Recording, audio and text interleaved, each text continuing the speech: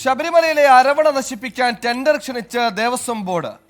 ഏലക്കയിൽ കീടനാശിനി സാന്നിധ്യം കണ്ടെത്തിയതിനെ തുടർന്ന് ഹൈക്കോടതി വിൽപ്പന തടഞ്ഞ അരവണയാണ് നശിപ്പിക്കുന്നത്. അരവണ ടിന്നുകളിൽ അയ്യപ്പന്റെ ചിത്രമുള്ളതിനാൽ വിശ്വാസത്തിന് കോട്ടം തട്ടാതെ നശിപ്പിക്കണമെന്നും ടെൻഡർ നോട്ടീസിൽ പറയുന്നുണ്ട്. ടെൻഡർ നോട്ടീസിന്റെ പകർപ്പ് 24 ലഭിച്ചു. അരുൺ രാജ് കൊല്ലത്തുനിന്ന് ചേരുന്നു. അരുൺ, എന്തൊക്കെയാണ് ടെൻഡർ നോട്ടീസിലെ വിശദാംശങ്ങൾ?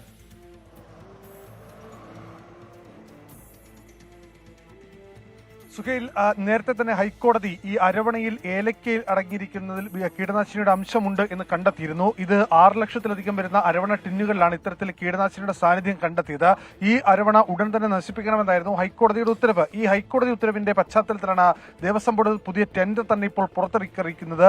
6 ലക്ഷത്തിലധികം വരുന്ന ഈ അരവണ നശിപ്പിക്കുന്നതിനായാണ് ഈ ശാസ്ത്രീയമായി നശിപ്പിക്കുന്നതിന് ടെൻഡറാണ് ഇപ്പോൾ ദേവസ്വം ബോർഡ് വിളിച്ചിരിക്കുന്നത്. 45 ദിവസത്തിനുള്ളിൽ ഈ അരവണ ശാസ്ത്രീയമായി നശിപ്പിക്കണം. ആ പറയുന്ന ഘട്ടത്തിലാണ് ഈ അരവണ നശിപ്പിക്കുമ്പോൾ ചില നിർദ്ദേശങ്ങൾ കൂടി ദേവസ്വം ബോർഡ് മുന്നോട്ട് വെക്കുന്നുണ്ട്. ഒന്ന്, ഈ വന്യമൃഗ മേഖലയായതിനാൽ തന്നെ പമ്പയ്ക്ക് പുറത്ത് കൊണ്ടുപോയി ഈ അരവണ പൂർണ്ണമായി നശിപ്പിക്കണം എന്നുള്ളതാണ് ഈ ടെൻഡർ നോട്ടീസിലെ ഏറ്റവും പ്രധാനപ്പെട്ട കാര്യം.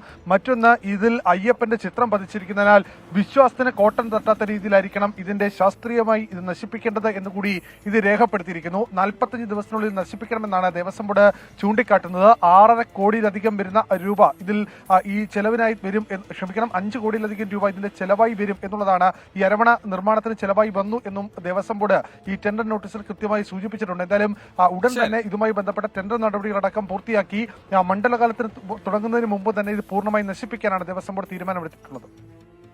ശരി, 5 കോടി രൂപയോളമാണ് ചെലവ് പ്രതീക്ഷിക്കുന്നത്. അരുൺ രാജാണ് കൊല്ലത്ത് നിന്ന് വാർത്തയുടെ വിശദാംശങ്ങൾ നൽകിയത്.